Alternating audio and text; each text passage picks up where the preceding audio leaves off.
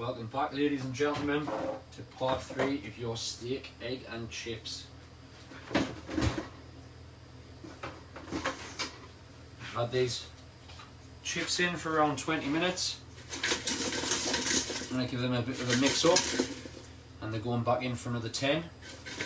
Just going to give them a little turn so that they brown evenly. And again, just keep an eye on your, if you are using an air fryer, because some are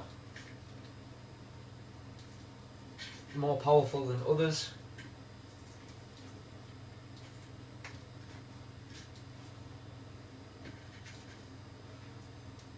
I'm just kind of giving these a bit of a manual turn. Don't want no burnt chips.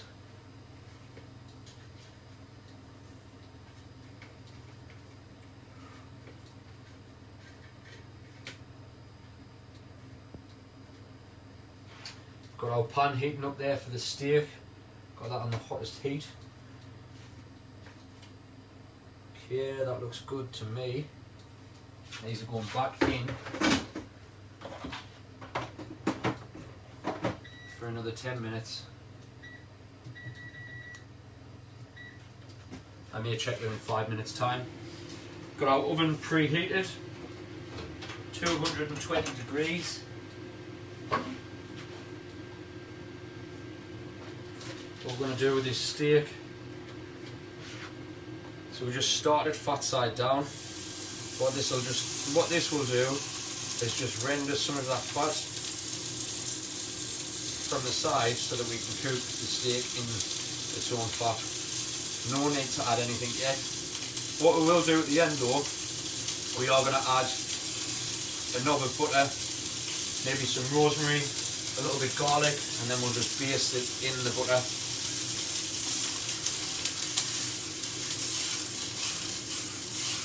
See there, some of the fat coming out nicely.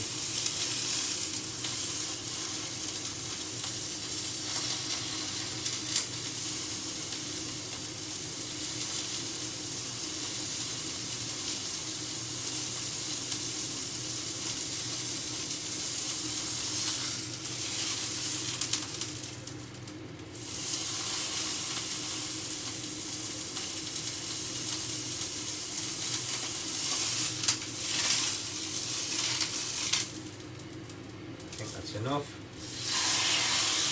What we're going to do with this, just seal it both sides quite well, and then we'll put it in the oven.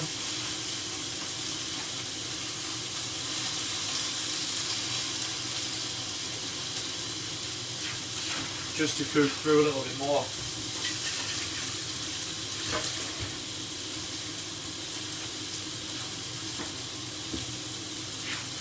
There's a trick to checking your steak as well, so if you want it well done, so if you go like this with your finger and thumb and press on that, that's probably extra well done, and you've got well done, medium and rare.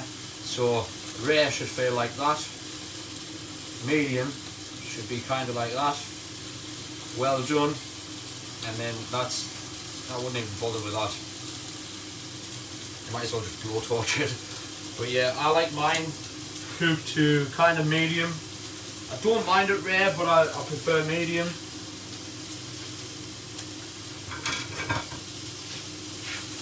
I'm going to give this a little... Actually, we'll just give that another 30 seconds or so.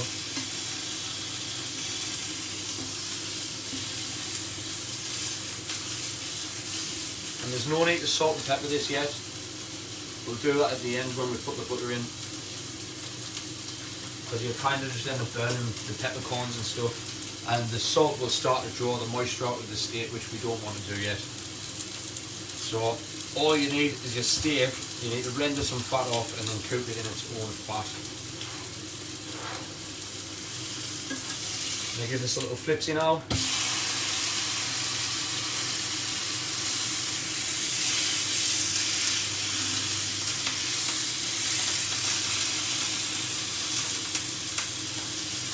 And this is a rump steak, big daddy rump steak, but you can use whichever steak that you like. Got our tomatoes here, which I want to give them a little bit of a mix. I want them a little bit more of a juice than that, so I'm going to turn this up just slightly.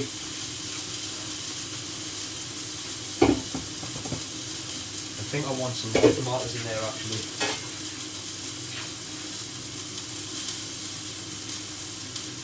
We're going with about 2/3 of a tin to 3/4 of a tin of tomatoes. Like I say, I'll just get some more heat on that.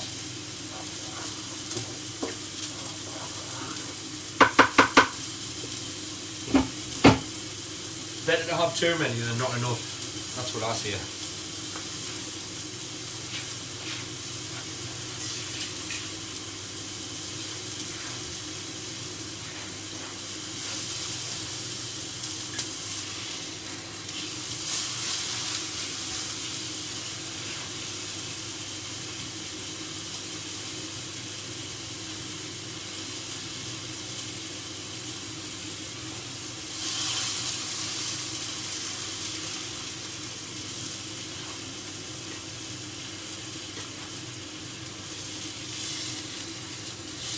Yeah, that's good enough for me. I'm going to get this into the oven.